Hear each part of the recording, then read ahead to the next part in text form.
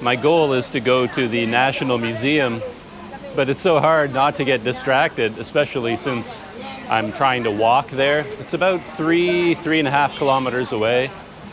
That's a reasonable walk. It's still kind of cool in the morning, but I pass so many interesting things. And there's a little market street there. I'm going to turn around and just walk down the street, keep the GoPro rolling, and see what there is down that street.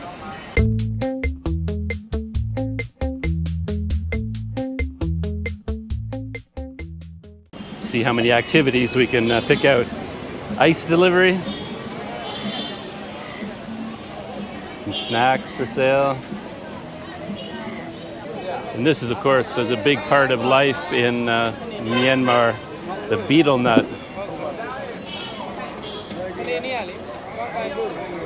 It'd be fun to learn all the ins and outs of these things, because there's different spices and seeds in all of these containers. And I guess customers can have a certain idea of how much of each that they want. Being shoved out of the way, this guy needs to get by, carrying his load. Looks like it's a bit of a flower market. Dried fish. Oh, vegetables.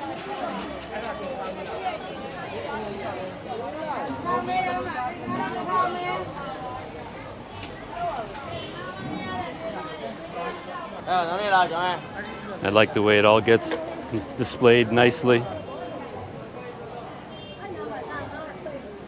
Reminds me of markets in the Philippines a little bit. In the Philippines, they turn this into practically an art form. You know, very beautiful displays of vegetables, combining different colors and different shapes. They always made their products look very enticing that way. These markets are always a little bit odd for me because I'm not that interested in food and I don't cook very much. So coming in here to look at all the food, to buy things, to bring it back to my guest house to cook, it's not really what I do. I guess I'm more interested in it from a visual point of view more than anything. There's just so many interesting things to see. You know, like this display of vegetables here, right in the middle of the street. And I'm really interested in the economics of daily life. So I have so many questions, you know, like this man here who's selling these vegetables. Does he have to pay a premium to be able to set up here? Or is it a lower price to set up here? And how did he get these vegetables here from his farm? How much did it cost? Where does he sleep at night? Does he go back to the farm every day, or, you know? Or is he a middleman? Goes out in a truck and buys it from farmers and then brings it to the city? You know? Very complicated.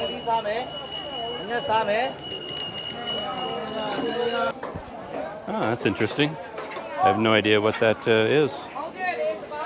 Kind of wheat or grain, but why would you buy it in bundles like that? I don't know. So I'm not much of a guide for places like this. It's not like I can show you things and say, oh, this is what this is and this is how this works.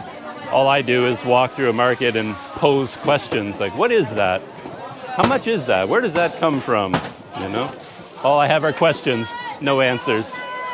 And for a relatively tall person like me, I'm finding I have to duck a lot. They have awnings to protect all their produce from the sun. And I see that most of the local people are walking right underneath of them, but I have to duck down most of the time because they'll hit me in the head.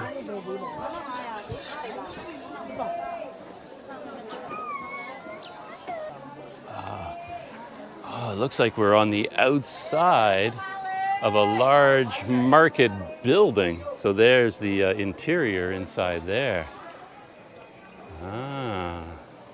And oh, good grief.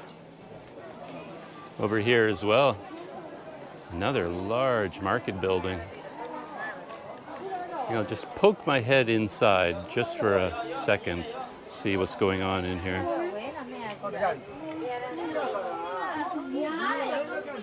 Wow, look at this.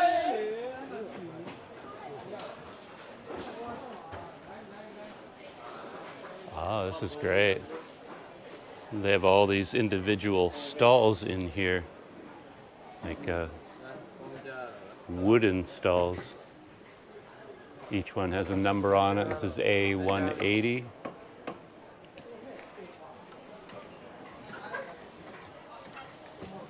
So this side seems to be rope and textiles, cord, things like that. Hello. Hello. Canada. Yeah, Very good. yeah.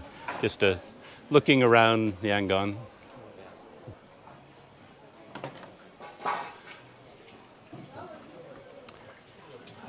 Get yourself a cup of tea, coffee here inside the market. Look at this. Oh, clay cups.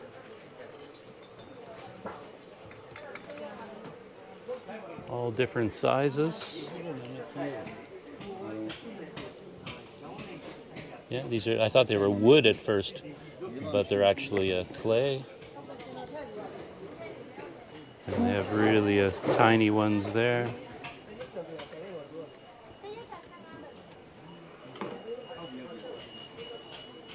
Some spices.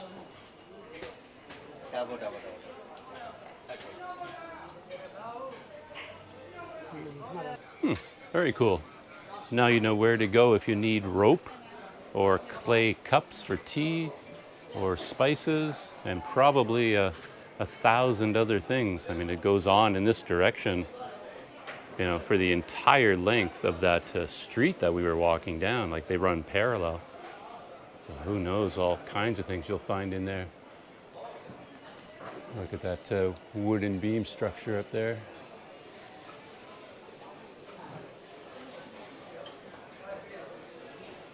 I'm very curious about these little shops too, like the economics of them.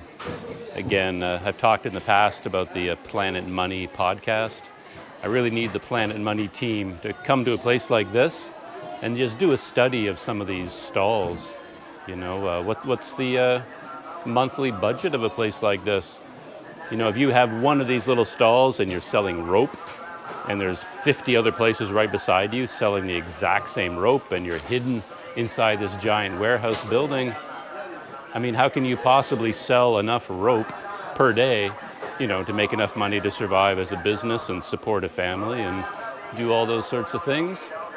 I mean, that must happen. Otherwise, these places wouldn't exist. But I find that quite interesting.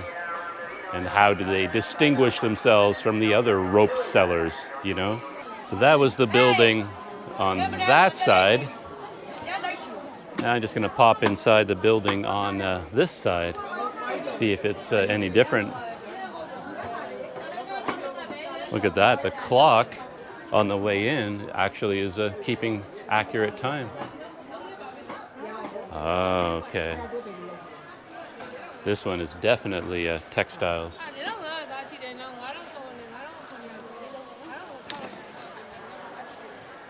Ooh. Look at that. Just goes on forever in both directions, that way and that way. So many people, so many stalls. That's incredible. Very nice in here. All these bright colors popping in all directions. Look at that. How do they even keep track of their inventory? Can't even imagine.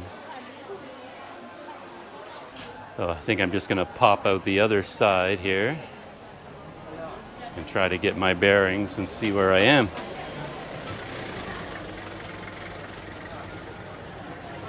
Whew. So this building is also a market building. I just noticed an entranceway here and everybody shopping. So I guess I have to scoot through there. But as always, I wonder what is up there, up at the top. You know, is it all empty? All busy office spaces? Well, I have no idea. So I kind of have to go in this direction anyway to go to the National Museum. So I'll jump from building to building. Ah, okay. Interesting that as soon as I walk in, I get it. Like this is household goods. It was like rope and hardware in one building, textiles in the next, and this is a basic, household goods, plastic goods, children's clothing, purses, knapsacks. It's kind of like a department store in here. Even the roof reflects that, a little bit more of an ordinary store roof, not like a warehouse. Let's pop out the other side and see where we are. At this rate, I'll never get to the museum, though.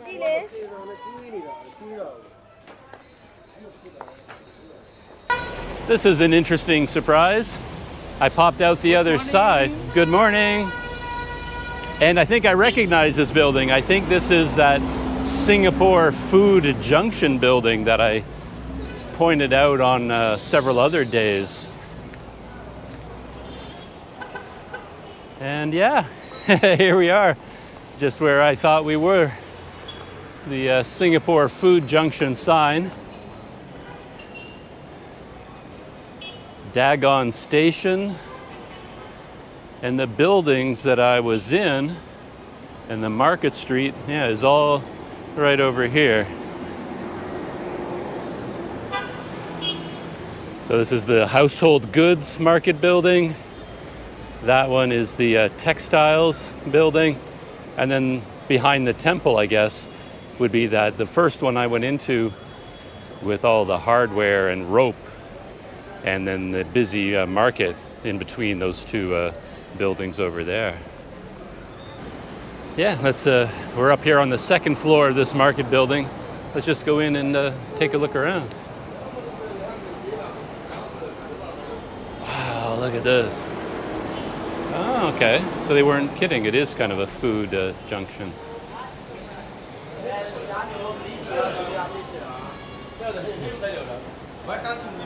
Thank you. Yeah, this is nice. We got these tables here on the balcony, and then on the right, all these individual stalls. Noticed a lot of these places are advertising beer, and I've seen quite a few drunk men, probably still drunk from the night before. So I think this area up here is considered an evening hangout bar place. This fellow's enjoying a cold beer midday. Oh yeah, this one is actually basically a bar, beer on tap. Not a lot of activity up here, of course, because it's midday. Aha. And this is what I was hoping for. More stairways going up. Video arcade. More of the kind of like department store style shops, same as down below. Let's see what we can find going up the stairs. There's been a security guard sitting on a chair on each floor, but so far no one is telling me I can't go up here. So we've gone all the way up to the top floor. Whoa. Storage behind me there.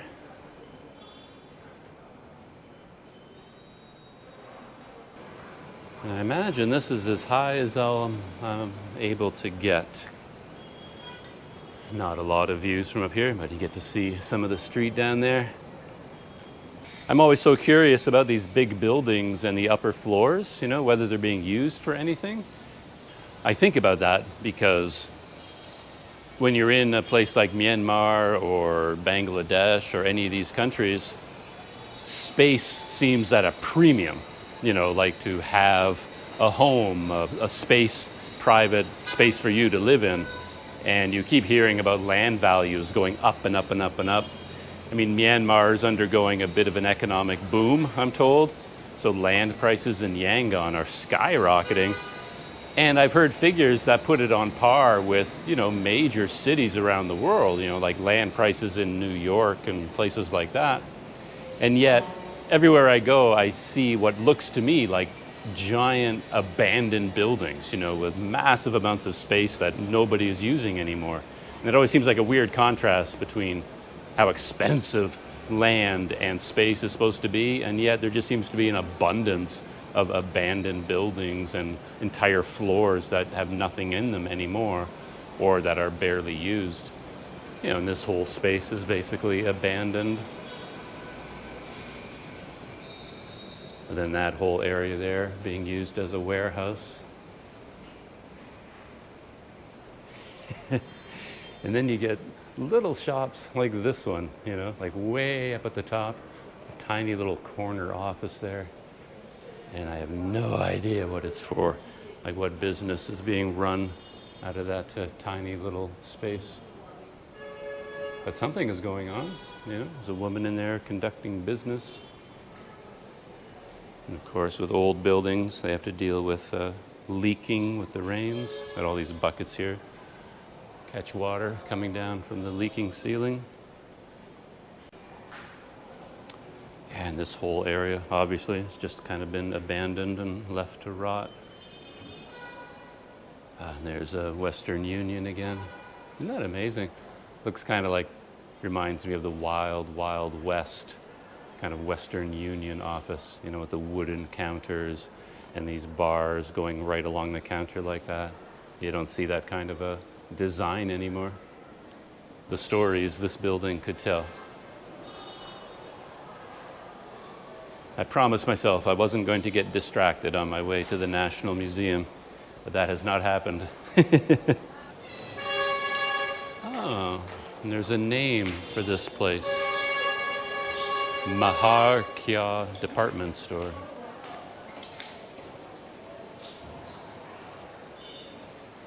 All right, back out onto the street. That was a very successful little detour because I've seen this building so many times and I was always curious about what was going on in here. All I ever saw was that sign saying Singapore Food Junction. And I thought, how could a building this huge be simply the Singapore Food Junction? But obviously, it isn't just the Singapore Food Junction. It's a lot more than that. I've barely made any progress on my way to the museum. Just checked Google Maps and I'm like 3 blocks away from my guest house. So I guess I kind of went that direction and I got interested in the market and I turned around and I kind of doubled back. I was pretty much been heading back to my guest house. So I still have the whole, 3 kilometers or so to go to get to the museum.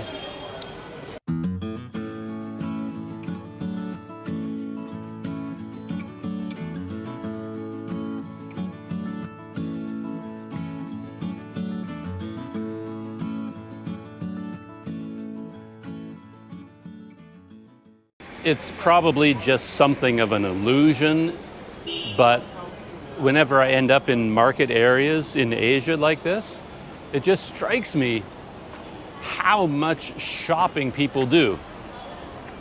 I guess they do the same amount of shopping as people in Canada do, but at the same time, these massive shopping districts with all that stuff in it, it just feels like shopping, buying and selling of goods is just a much bigger activity here than it is in Canada. We don't have anything like this that I'm aware of. I don't know if what I was babbling about when it comes to the different countries and the level of shopping that goes on, but I mean, this is kind of a good example, like this shop down here selling blankets, like household blankets. Like, how many blankets do they need in Myanmar? I mean, there's this shop selling hundreds of them.